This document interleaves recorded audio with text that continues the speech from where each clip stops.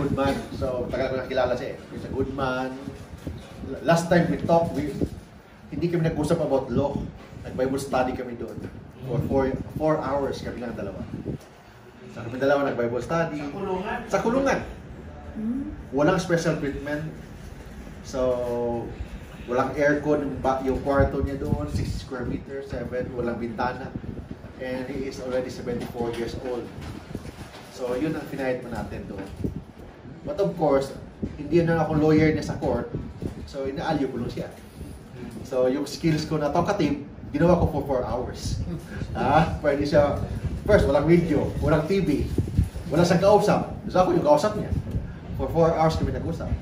We talk about Bible, we talk about politics, we talk everything. So, attorney part kayo nung ano tawag sa yung religion? Hindi, no. Kasama lang ako sa legal team. But I am not the lawyer sa kaso niya. Yung sa amin ako yun, yung sa Congress, yung sa Congress, I think noong December, doon sa Congress, ako yung hearing sa Congress, ako yun, check niya sa, ako yun. Yung franchise sa Congress, ako yung nasalita, in behalf of SMNI sa Congress. As a lawyer po, meron po ba kayong kliyente hindi pagtatanggol? Paano kayo pumipili? Ano? Paano kayo pumipili ng kliyente? Meron ba Ang role ng abogado, kahit guilty or not guilty, hindi issue yan ng abogado. Ang issue, na-avail ba niya lahat ng legal remedies? Kasi yung iba dyan, dahil sa kahirapan, walang abogado, kahit inosente, nakulong. Ang role ko, hindi, kasi all the accused are presumed innocent. So, hindi ko obligasyon na papatunayan, inosente siya. Kasi ang batas, nag-presume na inosente siya. Ang trabaho ng abogado, i-avail lang lahat ng legal remedies. I-avail. For example, yung statement ko dati, sa showbiz dito, I talk about Bong Navarro. Sabi ko, mali yung ginawa ng abogado niya. Pending yun, I think 5 million views. Bakit? Nung may warrant na, dinala sa NBI, hinatid. Kung ako yung abogado doon, hindi ko hinatid. That's why in-advise ko si Pastor Giboloy, we will avail all the legal remedies, huwag ka muna mag-surrender. Of course, yung government over daming police door. So, yun yan. But actually, may legal remedies pa siya. Surrender is only one of the options. There are other options to file a motion to quash the information, motion to dismiss, motion for reconsideration. Ang dami. 10 lahat yun.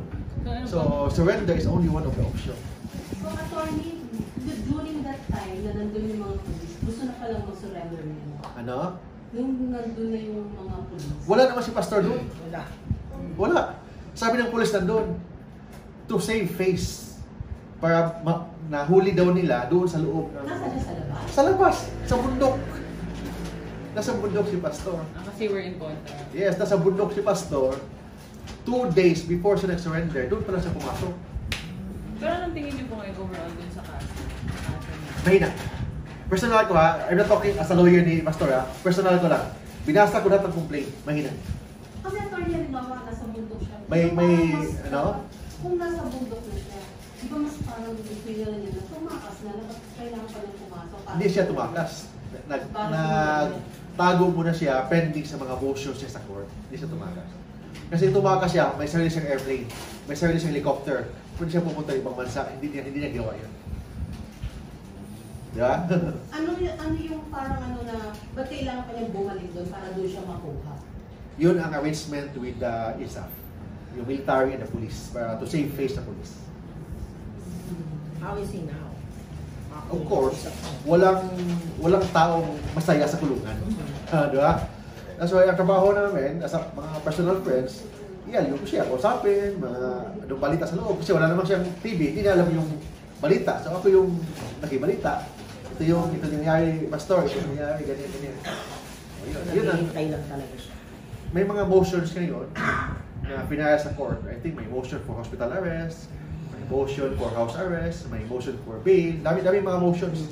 So, pero attorney, totoo ba yung chika na may mga lumalapit sa kanya mga producer para isa pelikula yung people habang nakakulong? Totoo yun.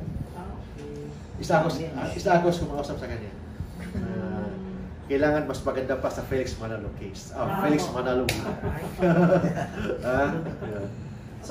okay sa kanya na gawin habang nakakulong siya? Ngayon, wag muna kasi mainit pa. Maybe during Sarah time. Next administration. Nakakwentuhan mo ba siya, attorney, kung meron siyang napipiling gustong bumida sa movie? May mga shortlist. May shortlist. Oh, shortlist. Hindi ko lang kilala, mga pictures lang na may nakita sa akin.